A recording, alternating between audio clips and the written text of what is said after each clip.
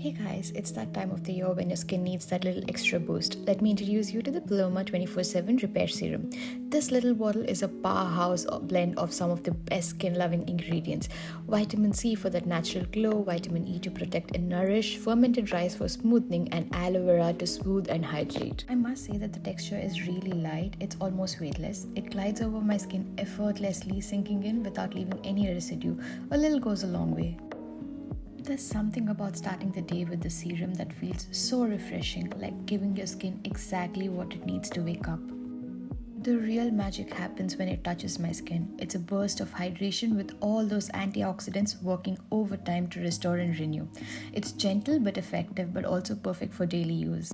I love the hydration so much that I started using it before applying my makeup as well, and it's just perfect. Whether it's early in the day, mid-afternoon or late evening, my skin just drinks it up. It's a little skin refresh no matter when I use it. If you're looking for something that not only hydrates but actively works to keep your skin healthy and glowing, this serum is it. It's the boost your skincare routine didn't know it needed.